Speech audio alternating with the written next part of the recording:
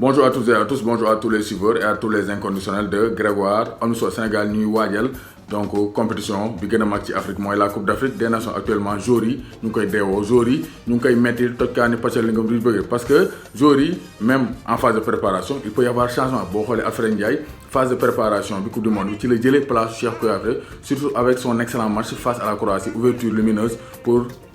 Ismaïla Sarr mu contrôler donc toj kër yi l'enfant de Saint-Louis donc Alfred Ndiaye ci biir préparation bi ci la gagné place am pour la Coupe du Monde 2018. C'est pourquoi aussi cette fois-ci c'est pas encore gagné d'avance, donc certains postes c'est clair que actuellement ñooñu sont des titulaires indiscutables comme Koulibaly, Gana ay Sadio Mané, mais am na place yoo xam ne c'est toujours donc il y a toujours la concurrence comme le milieu de terrain ou bien la défense parce que Cheikh Kouyaté actuellement mu ngi def li mu mën ak li mu mënul pour jéem a prouver pour jéem a contrarier les choix de Aliou Cissé. Moom nee na j'ai connu tous les postes, nee na il a joué à tous les postes, moom c'est un polyvalent, mais Cheikh Kouyaté actuellement mu ngi def liggéey bu jéggi dayoo pour mën a donc bouleverser la hiérarchie pour la CAN 2019. mais moom nee na les choix donc c'est le coach, donc Aliou Cissé mooy choisir les autres, mooy choisir le schéma tactique, justement le schéma tactique. Aliou Cissé temps yi mu ngi def opposition avec un bloc bas, donc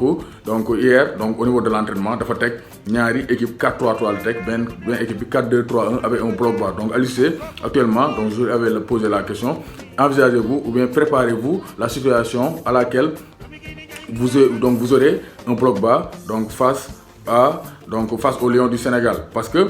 CAN 2017 Cameroun loolu lañ gagné dafa ñëw rek gaari bus ñaari bus donc Dakar dem dikk taxaw ne ko du ma dem du ma dikk mooy nekkoon Cameroun dem dikk donc du ma dem du ma dikk moo tax Sénégal n'a pas réussi à résoudre l'équation camerounaise. Moo tax actuellement Aliou Cissé muy waajal loolu parce que day teg 4-2-3-1 bloc bas avec 4-3-3 parce que moom il risque de jouer avec un 4-3-3 moo tax actuellement donc y a pas eu beaucoup de changements. Donc actuellement Aliou Cissé ñëpp xam nañ ne donc classement 4-2-3-1 la ou bien rigoureusement 4-3-3, mais actuellement il est en train de voir comment contourner donc les blocs bas avec un jeu de possession, mais aussi avec un jeu donc qui peut passer sur les ailes avec des joueurs techniques comme Krépin Diatta et donc Sadio Mané, donc Diao Baldé Keita ou bien Mbaye Niang. Donc gis nañ Lions yi actuellement ñu ngi ci tester ay schéma tactique yu bari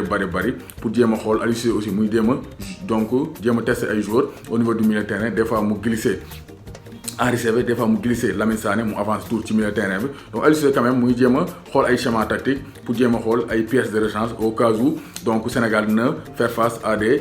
certaines difficultés durant la CAN, parce que compétition boo ci dem lépp nga war a préparer waroo bàyyi dara parce que boo demee war ngaa mën a fekk toutes les situations durant la compétition. Donc Mayacine Mar aussi wax na par rapport à Sandi Ngom et à Siri Sarr mi nga xam ne sont les deux joueurs donc écartés pour donc la Coupe d'Afrique des Nations 2019 parce qu'ils étaient 25 mai donc keroog mardi donc Aliou Cissé a éliminé Sandi Ngom et Siri Sarr. Nee na donc pourquoi Siri Sarr et Sandi Ngom ont été recalés. Nee na Siri Sarr déjà profilam am na ci équipe nationale du Sénégal, il a un bon pied gauche, mais am na profilam ci donc équipe nationale donc am na ay joueurs de grand donc avec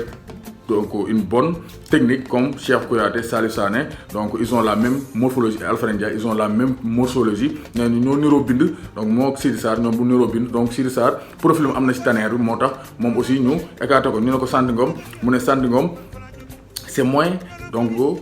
par rapport aux aspects techniques, mais Sandi Ngom physiquement il n'est pas très donc en forme, mais aussi du point de vue de l'expérience. Donc loolu la Mayacine Mar wax, directeur technique national, nee na c'est une question d'expérience et de vécu en CAN. Donc loolu la wax, bon ñii d'accord na ñii duñ d'accord, mais bon pour moi bon expérience am na solo, mais quand même un joueur comme Sandi Ngom il peut apporter la folie parce que généralement il y a des joueurs qui n'ont jamais joué de compétition mu ñoo joué compétition te bu ñëwee ñoo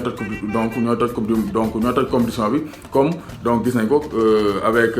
donc avec Diao Baldé Keita en 2017 il a joué sa première CAN ba mu ñëwee CAN da koo toj rajax. Donc ça aussi donc je pense que c'est pas des arguments qui sont très solides, même si donc il fallait éliminer, donc ils ont éliminé Sandi Ngom, mais Sandi Ngom pour moi mun na indi benn touche technique, une diversité dans l'animation offensive des Lions du Sénégal. Mais nee na Sandi Ngom du point de vue de l'expérience et de vécu ci lañ ko écarté. Siri Sarr moom y avait déjà le profil donc avec Alfred Ndiaye, Salif Sané et Cheikh Kouyaté moo tax ñu éliminé Siri Sarr. Loolu le directeur technique national Mayacine Mar joxe comme explication par rapport à l'écart ou bien par rapport à l'éjection donc de Sandi Ngom et de Siri Sarr. Donc en 2019 toujours donc Kirène boost le 12e gaynde, donc 12e gaynde bi Kirène donc doole na leen jox na leen donc ay soutien subvention pour ñu mën a dem ak jàmm supporter les Lions du Sénégal. Donc loolu la woon quelques informations par rapport à la préparation et par rapport à l'actualité préparatoire des Lions du Sénégal pour la CAN 2019. Coupe la ñu bëgg si c'est couple ñu bëgg jëjëw rës.